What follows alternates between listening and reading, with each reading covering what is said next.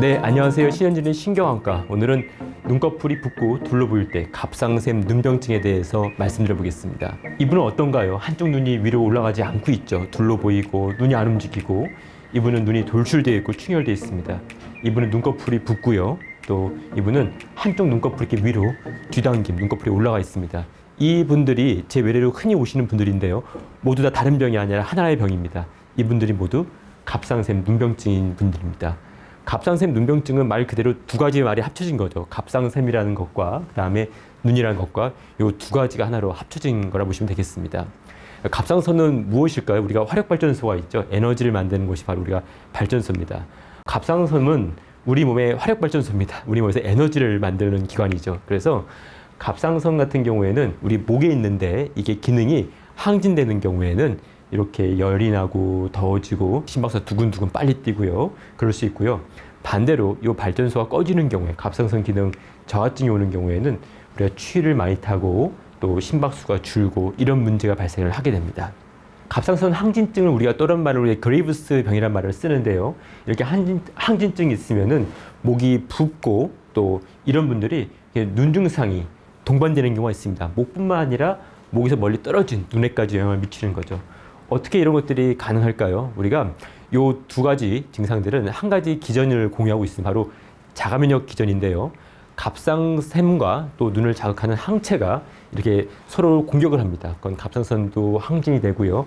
눈 같은 경우에는 이 안과 눈 쪽 안에 있는 섬유모세포라는 것도 있는데 여기가 자극이 되고요. 거기서 지방세포를 만드는 조직, 또 그다음에 우리가 히알루론산이라 해서 수분을 빨아들이는 단백질 이런 것들을 또 만들어내고 또 여기에 이제 근육이 작용하여서 근육을 자꾸 두껍게 만듭니다. 그래서 지방이 늘어나기 때문에 안구가 바깥으로 돌출이 되고요. 이 수분을 함유하는 히알루론산이 많아지기 때문에 눈꺼풀이 붓게 되고 그리고 이 근육이 같이 두꺼워지게 되는 거죠. 그러면서 근육이 두꺼워지면서 밸런스가 깨지니까 사시가 발생하고 돌출 때문에 눈이 튀어나오니까 눈이 건조해지고 충혈되고 눈꺼풀이 붓고 이런 증상이 같이 발생한다 보시면 되겠습니다. 우리가 간단히 갑상선 눈병증에 대해서 한번 역학이 어떤 건지 한번 좀 보면 좋을 것 같은데요. 먼저 서양 사람들도 흔합니다. 동양인보다도 서양 사람들에게 더 흔하고요. 그리고 발생률 같은 경우에는 우리가 40대에 좀 더 많이 발생하고 또 60대에서 이렇게 바이모달 피크, 쌍봉을 이루는 어떤 발생률을 가지고 있습니다. 그리고 남자분보다 여자분이 많지만은 중증인 경우에는 거의 남녀 비율이 비슷한 걸로 보고되고 있습니다. 그리고 갑상샘 환자의 모든 분들이 생기는 것이냐? 그건 아니고요. 갑상샘 항진증 환자의 보통 한 30% 정도가 생길 수 있고요. 또 어떤 경우에는 저희가 갑상선 항진증이 있는 게 아니라 오히려 저하증이거나 심지어는 정상인 경우도 있습니다. 이런 분들이 왔을 때 눈증상만 있는 경우도 있는데요. 한 10에서 20% 정도는 정상 또는 기능 저하인 분들도 있을 수 있고요. 근데 중요한 거는 이런 분들에서 한 50%는 정상인 분들의 50%는 나중에 18개월, 1년 반 이내에 이 갑상선 항진증으로 전환될 수가 있습니다. 그래서 저희가 갑상선 눈병증인 분들이 오시면은요, 기능이 정상이 하더라도 정기적으로 갑상선 기능을 체크하십시오라고 말씀을 드리는 이유가 바로 이것 때문입니다. 또 가끔은 어떤 분들은 한눈만 이렇게 증상이 있습니다. 한눈만 붓고 한눈만 돌출된 분들이 있는데 제가 갑상선 눈병증 같은데 말씀을 드리면요, 가끔 이렇게 반문하십니다. 선생님, 저는 한눈만 그런데 왜 갑상선 눈병증인가요? 보통 양눈에 발생한 게 아닌가요? 라고 말씀하시는데요. 15% 정도에서는 한눈 또는 이제 양쪽에 오지만은 비대칭적으로 발생할 수가 있습니다. 경과는 어떨까요? 많은 분들이 궁금해하시는 게 바로 이 경과인 것 같습니다. 혹시 이 중에서 봤을 때 누가 마라토너이고 누가 100m 달리기 선수인지 구분이 가시나요? 아마 가실 것 같습니다. 이게 근육질이 우락부락 하신 분들이 바로 이제 단거리 100m 선수고요. 이렇게 마르시지만 지구력이 강해 보이시는 분들이 바로 이제 마라토너인데요. 병마다 그 모양과 생김새가 있는 것 같습니다. 예를 들어서 감기는 어떤가요? 감기 같은 경우에는 중증도도 심하지 않고요. 그 다음에 보통 시간도 짧습니다. 보통 저희가 약 먹으면은 2주, 약 안 먹으면 보름 이렇게 말을 하죠. 이렇게 해서 약을 안 먹던지 시간이 지날수록 조금씩 호전되는 양상을 보이는 게 바로 감기인 것 같으면은요. 만약에 예를 들어 골절 같은 경우에는 발목이 다치고 하면은 우리가 더 낫는데 시간도 수개월 걸릴 수 있고요. 아니면 다치고 아문 다음에도 좀 불편함이 남을 수가 있겠죠. 반면에 이렇게 갑상선 눈병증은 좀 더 시간이 오래 걸리는 것 같습니다. 이게 눈에 질병이 오면은요, 보통은 저희가 한 1, 2년, 길게 2, 3년까지 고생할 수 있습니다 말씀을 드리고요. 그리고 병이 다 지나간 다음에도 원래대로 돌아가지는 않습니다. 뭔가 휴유증을 남기기 때문에 눈이 돌출력이 남아있고, 그다음에 눈꺼풀이 이렇게 뒤당김, 눈꺼풀이 올라가 있는 게 남아있을 수 있고요. 그렇기 때문에 안정기 이후에 추가적인 수술이 필요할 수 있습니다. 이게 바로 갑상선 눈병증인 것 같습니다. 우리가 갑상선 눈병증은 보시는 것처럼 시간이 지나면서 변화합니다. 고정된 병이 아니라요. 이렇게 한 고비를 넘겨야 됩니다. 처음에 여기 우리가 급성기라고 그러죠. 병이 악화되는 시기이고요. 그 다음에 유지기, 그 다음에 호전기, 요 3단계를 거치게 되는데요. 요 과정이 아까 말씀드린 것처럼 짧게는 1, 2년에서 길게 2, 3년까지도 걸릴 수가 있습니다. 그래서 우리가 치료 같은 경우에는 갑상선 눈병증 환자 왔을 때 먼저 이분이 지금 활동기이냐 아니면 비활동기이냐를 먼저 평가를 하는데요. 눈꺼풀이 붓고 통증이 있고 눈이 돌출되어 있고 최근에 뭔가 모양이 막 변하고 있다. 그럼 우리가 활동기라고 볼 수가 있죠. 그래서 활동기인데 어느 정도 증상이 심한 경우에는 우리가 스테로이드 치료를 보통은 하게 됩니다. 염증을 줄이는 약이고요.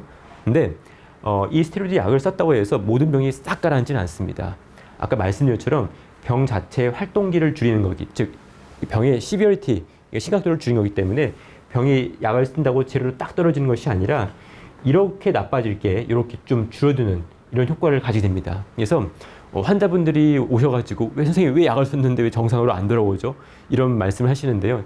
제가 설명드리는 게 약을 안 썼을 때 100이 나빠질 게 있으면은 약을 써서 우리가 50으로 나빠지게끔 줄이는 것이다 말씀을 드리거든요. 그래서 약을 쓴다고 이것이 다 빵이 되는 것이 아니라 아까 말씀드린 대로 약을 써서 이 불편한 것들을 줄이는 역할을 하는 것이 바로 스테로이드라 보시면 되겠습니다. 모든 환자가 다 치료를 하는 거 아닙니다. 말씀드린 것처럼 중등도 이상의 활동기일 때 제가 치료를 하게 되는데요.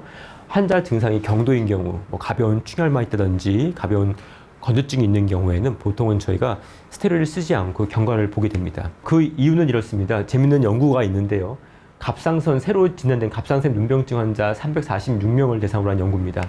그래서 갑상선 환자를 대상으로 했을 때 눈을 침범하지 않고 눈에 전혀 문제가 없던 경우가 대부분 4분의 3이었었고요. 그리고 눈을 침범했지만은 경증이거나 또한 비활동성인 경우, 즉 스테로이드 치료가 필요하지 않는 경우가 또 20% 있으셨고요. 그리고 아까 말씀드린 것처럼 중등도 이상의 활성기인 경우, 즉 스테로이드 치료가 필요한 경우는 6%에 불과했습니다. 그러니까 대다수는 스테로이드 치료 없이 경과를 볼 수도 있다는 얘기죠.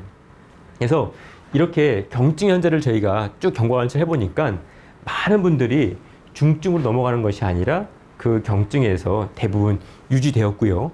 중증으로 넘어가는 경우에는 대략 한 2.5%밖에 불과하지 않았다라는 것이 연구의 요지입니다. 그 밖에도 다른 연구들이 있습니다. 우리가 경증인 갑상선 눈병증 환자를 대상으로 해서 스테로이드를 쓰지 않고 갑상선 항진증만 조절하는 약을 썼을 때에도 아까 말씀드린 것처럼 대부분 50% 이상 시간이 지나면서 조절되는 양상, 호전되는 양상을 보였고요. 그리고 나머지에서도 대부분 안정적으로 눈병증이 유지되고 악화되는 경우에는 보시는 것처럼 10%에서 그 미만으로 매우 적었다는 보고들이 있습니다. 따라서 우리가 갑상선 눈병증이 왔는데 선생님 왜 약을 안 주시나요? 가끔 그렇게 물어보시는 분이 계신데요. 약을 다 쓰는 게 아니라 아까 말씀드린 약은 부작용이기 때문에 우리 약을 써서 도움이 될 만한 분들, 중등도 이상의 활동기인 분들한테 약을 투여하는 거고요. 저희가 경증인 분들, 이런 분들한테는 보통은 갑상선 기능 조절만 하고 눈물약 정도를 처방하면서 지켜보는 경우가 많습니다. 우리가 눈병증도 재발할 수가 있는데요. 재발률은 보통 5에서 한 15%로 알려져 있습니다. 보통 이제 위험인자 같은 경우에는 안과 수술 또한 갑상선 수치가 조절이 안 되는 경우에, 그래서 저희가 항상 환자분들한테 눈병증은 눈병증 치료를 받더라도 반드시 내과에서 갑상선 치료는 잘 받으셔야 됩니다. 수치를 항상 정상으로 유지하십시오라 말씀을 드리는 이유가 요 재발을 줄이기 위한 거고요. 다른 임신, 스트레스 이런 것들도 역시 재발의 리스크가 될 수 있습니다. 재밌는 것은 오히려 초반에 갑상선 눈병증이 심한 분들은 나중에 거꾸로 재발률이 떨어진다는 것들이 또 보고되고 있는데 참 재밌는 것 같습니다. 끝으로 갑상선 눈병증의 수술에 대해서 말씀을 드리겠습니다. 많은 분들이 궁금해하신 분들이 이 부분인 것 같은데요. 우리가 크게 수술은 안화 감압술, 사시수술, 그리고 끝으로 눈꺼풀 수술, 요 세 단계가 있습니다. 이 단계를 저희가 통해서 환자의 눈을 안정기에 접어들었을 때 원래대로 돌려드리고 있습니다.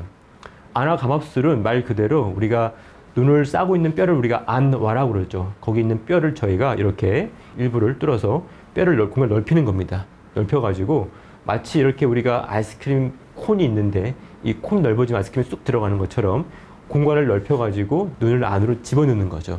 이것이 바로 이제 안화 감압술입니다. 두 번째는 사시수술인데요. 보통은 안화 감압술을 한 다음에 그 다음에 사시수술을 하게 됩니다. 갑상선 눈병증이 있는 경우에는 보통 근육이 커지는데 가장 많이 커지는 게 요 내직근 또는 요 하직근입니다. 그러면은 요 내직근이 커지는 경우에는 눈이 이제 안으로 몰리게 되고요. 그 다음에 요 하직근이 커지게 되는 경우에는 눈이 이게 붙잡고 있기 때문에 위로 올라가지 않게 되죠. 이런 경우에 저희가 눈을 움직이는 근육을 이렇게 두꺼워진 근육을 근육을 뒤로 이렇게 밀어주는 거죠. 후전시켜서 눈의 위치를 정상으로 돌리는 그런 수술을 하고 있습니다. 끝으로는 눈꺼풀 수술인데요. 아까 말씀드린 대로 감압 수술, 그 다음에 하시 수술이 다 맞춰지면은 그 다음으로 필요한 경우에는 눈꺼풀 수술을 할 수가 있습니다. 가장 많이 불편 호소하시는 것들이 눈꺼풀 뒤당김입니다. 눈꺼풀이 위로 올라가서 남들이 무섭다고 그래요. 항상 놀란 것처럼 눈을 뜨게 돼서 불편해요. 눈이 건조해요. 이런 말씀을 하시게 되는데요. 그런 경우에 저희가 눈꺼풀을 올려주는 근육이 있죠. 근육을 뒤로 밀어줍니다. 뒤로 후전시키면 근육이 약해지거든요. 그래서 그 눈꺼풀 올린 그 후전술을 통해서 눈꺼풀을 위로 내려주는 수술을 또 해볼 수가 있습니다. 정리하면은 갑상선 눈병증은 증상은 저희가 눈꺼풀이 붓거나 또 안구가 돌출되거나 복시, 또 눈꺼풀이 커지는 뒤당김 등이 나타날 수 있고요. 또 갑상선 기능은 일부에서 정상일 수가 있습니다. 그리고 경과에서 저희가 하는 치료는 병을 없애는 것이 아니라 병의 중증도를 낮추는 것이죠. 그래서 치료를 한다고 해서 스테로이드 쓰거나 방사를 한다고 해서 병이 다 없어지고 원래 돌아가는 것이 아니라 100이 나빠질 거를 아까 말씀 50 정도로 줄여주는 역할을 한다고 보시면 될 것 같고요. 그리고 왔을 때 경증인 경우 또한 안정기에 접어들었던 분들 같은 경우에는 이런 분들은 치료를 하지 않고도 되게 보통 안정적으로 유지된 경우가 많습니다. 그래서 이런 분들은 특별한 치료 없이 저희가 경과만 볼 수도 있고요. 그리고 치료 같은 경우에는 저희가 급성기는 스테로이드 방사선 치료를 할 수 있고요. 나중에 환자분들이 한 수년이 지난 다음에 안정기에 접어들면은 그때 남아있는 어떤 증상, 환자들의 불편감에 따라서 저희가 안구 돌출이 심한 분들은 안화 감압술을 통해서 눈을 늘 수 있고요. 복시가 있는 분들은 하시술을 통해서 우리 눈을 맞출 수 있고, 그 다음에 눈꺼풀 뒤당김 있는 분들은 눈꺼풀 수술을 통해서 눈꺼풀 위치를 맞출 수가 있겠습니다. 결론적으로 갑상선 눈병증은 마라톤입니다. 그래서 환자분들이 굉장히 처음에 오셔서 힘들어 하시는데요. 어떤 병들은 우리가 100m 달리기인 경우도 있습니다. 짧게 뛰고서 빨리 끝날 수도 있지만은 갑상선 눈병증 같은 경우 마라톤이기 때문에 오랜 시간이 걸리고 또 그만큼 환자분들한테 많은 불편을 주는 것 같습니다. 그래서 이 눈병증에 대해서 잘 이해를 하셔가지고 여러분들이 긴 시간이지만은 좋은 의사 선생님과 함께 같이 병에 대해서 이겨나가는 그런 시간이 되었으면 좋겠습니다. 감사합니다.